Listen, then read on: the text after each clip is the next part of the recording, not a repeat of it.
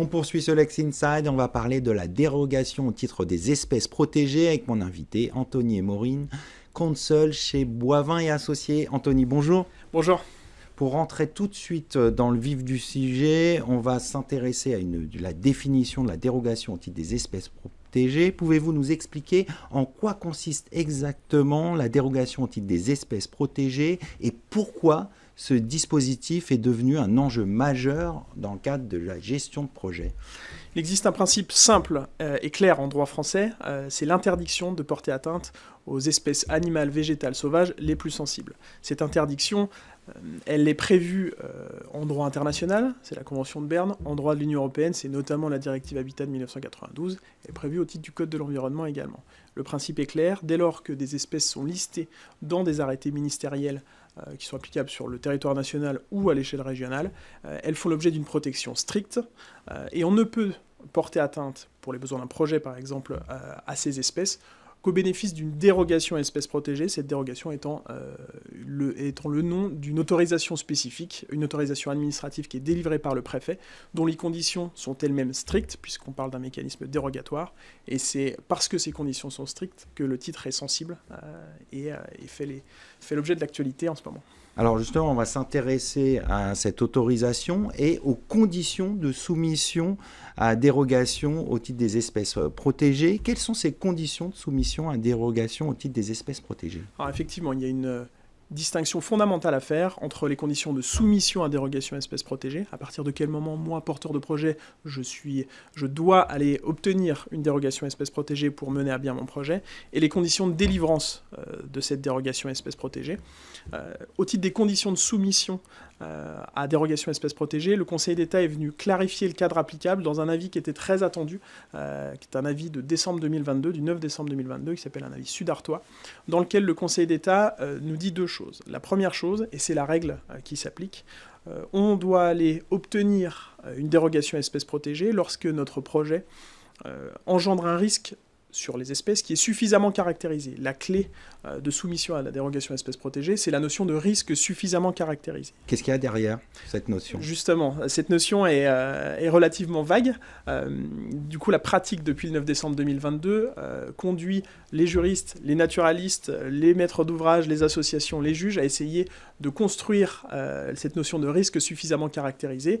La clé de distinction, elle est simple. Dès lors que vous avez un écologue, un naturaliste, un expert de la biodiversité qui vous dit que votre projet a des incidences résiduelles après évitement et réduction suffisamment, qui sont négligeables ou faibles, le risque est insuffisamment caractérisé et vous pouvez mettre en œuvre votre projet sans avoir à solliciter la dérogation espèces protégées. En revanche, si votre écologue vous dit qu'après des efforts d'évitement et de réduction des impacts de votre projet sur la biodiversité, vous avez encore un risque suffisamment caractérisé sur les espèces, qui nécessite notamment de mettre en œuvre des mesures de compensation, à partir de ce moment-là, vous êtes soumis à dérogation espèces protégées.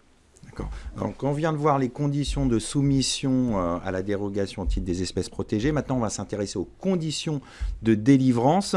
Quelles sont ces conditions de délivrance au titre de cette dérogation? Il y a 3 conditions de délivrance qui résultent directement du droit international et qui ont été transposées dans le Code de l'environnement. La première, celle qui fait l'objet d'une actualité brûlante, c'est la raison impérative d'intérêt public majeur. C'est la première condition de délivrance de la dérogation espèces protégées.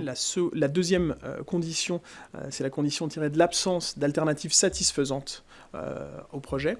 Et la troisième condition, c'est une condition plus technique, c'est le maintien dans un état de conservation favorable des espèces qui sont concernées après octroi de la dérogation. C'est des conditions cumulatives? C'est des conditions cumulatives. S'il en manque une, la dérogation ne peut être délivrée légalement. Donc il faut absolument que les porteurs de projet, dans leur dossier de demande de dérogation, démontrent l'existence d'une raison impérative d'intérêt public majeur attachée à leur projet, de l'absence d'alternatives satisfaisantes et d'un maintien, en toute hypothèse, en bon état de conservation de l'espèce concernée. S'il manque l'une de ces 3 conditions, le projet ne peut pas se faire.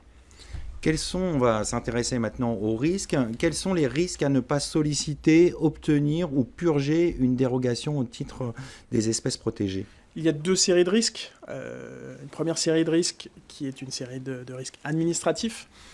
soit vous n'allez pas chercher la dérogation espèce protégée qui est nécessaire à votre projet, soit vous en obtenez une, mais elle fait l'objet d'une annulation contentieuse. C'est le fameux dossier de la A69 que tout le monde connaît maintenant, puisque c'est un dossier qui a fait l'objet d'un positionnement du juge administratif très récent, dans le sens d'une annulation justement de la dérogation espèce protégée au motif que le projet d'autoroute ne revêtait pas de raison impérative d'intérêt public majeur. Eh bien le risque, c'est de ne pas pouvoir mener à bien le chantier. Et d'ailleurs, en exécution du jugement du tribunal administratif de Toulouse, le maître d'ouvrage de l'autoroute A69 a mis en pause, mis en suspens le chantier. Donc le risque administratif, il est très clair, c'est de ne pas pouvoir mettre en œuvre son projet, et s'il a déjà commencé, de devoir l'arrêter en milieu de chantier. Est-ce que vous avez d'autres exemples concrets, jurisprudentiels, qui pourraient illustrer les conséquences graves d'une dérogation qui serait mal encadrée, tant sur le plan administratif que pénal ? Alors effectivement, je pense qu'en marge des risques administratifs que je viens d'évoquer, il y a le risque pénal. Et là encore, l'actualité est riche en matière de dérogation espèce protégée, puisque le tribunal correctionnel de Montpellier, au début du mois d'avril, a rendu un jugement qui était très attendu, à l'encontre notamment de la société EDF Renouvelable, mais d'autres sociétés également, pour ce qui concernait l'exploitation d'un parc éolien dans le sud de la France sans le bénéfice d'une dérogation espèce protégée, avec une mortalité qui a été constatée sur plusieurs années sur des espèces protégées d'oiseaux. Il s'agissait de rapaces, et le tribunal correctionnel de Montpellier est venu sanctionner les maîtres d'ouvrage et les exploitants du parc éolien à des amendes pénales de plusieurs centaines de milliers d'euros. Ça c'est pour les personnes morales. La personne physique, prise dans la personne du président, du dirigeant de la société EDF Renouvelable, a également fait l'objet d'une condamnation pénale en première instance. Donc les conséquences peuvent être importantes. Les conséquences sont majeures, et les conséquences... sont majeures, et deux, on note en jurisprudence un phénomène de sévérisation et d'attention accrue portée à la fois par les requérants et les juges sur cette dérogation espèce protégée, à la fois dans le montage des projets, mais aussi dans le contrôle de l'exécution des projets et dans les risques qui en découlent. Ce sont des risques administratifs. Il y a des risques aussi sur le plan pénal. Donc on ne peut pas faire l'économie aujourd'hui, qu'on soit un porteur de projet, un opposant, une administration, d'avoir une expertise juridique forte sur ce sujet de la dérogation espèce protégée. Comment vous expliquez cette sévérité accrue ? Alors cette sévérité accrue, elle ne s'explique pas par des nouveaux textes, puisque les textes sont anciens, comme je vous le disais tout à l'heure. On a des racines dans la Convention de Berne, donc 1979, la directive Habitat 1992. Je pense que le contexte d'effondrement massif de la biodiversité qu'on connaît occupe les juges et occupe les maîtres d'ouvrage, occupe les administrations également. Et le cadre juridique tel qu'il évolue en jurisprudence, notamment avec la mise en œuvre des mesures d'évitement et de réduction dont je parlais tout à l'heure au titre des conditions de soumission à dérogation espèce protégée, elles incitent les maîtres d'ouvrage, pour sécuriser leur projet, à en améliorer la qualité environnementale. On évite au maximum les incidences des projets sur l'environnement, on en réduit autant qu'on peut, et si on ne peut pas, on compense, puisque c'est la manière dont est construit le droit de l'environnement. Et donc je pense que c'est une évolution de société qui se reflète directement dans notre droit. Alors peut-être pour finir, quelques bonnes pratiques en la matière pour assurer au mieux une gestion de projet tout en respectant les conditions que vous venez d'évoquer tout au long de cette émission. La bonne pratique, c'est de ne pas ignorer le sujet de la biodiversité en général et des espèces protégées en particulier. C'est de travailler au montage des projets avec des naturalistes, avec des experts écologues qui vont permettre de caractériser, de faire des inventaires pour avoir une idée de ce qui se passe en termes de biodiversité sur l'emprise d'un projet. Et ensuite, cette bonne pratique-là permettra de caractériser et de calibrer l'approche. Est-ce que j'ai besoin d'une dérogation espèce protégée ou pas ?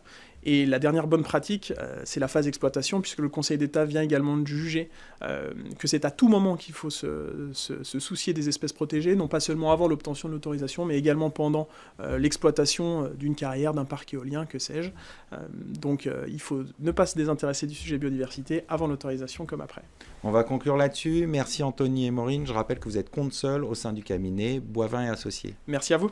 C'est le moment de conclure cette émission. Merci pour votre fidélité. Restez curieux et informés. À très bientôt sur Be Smart for Change.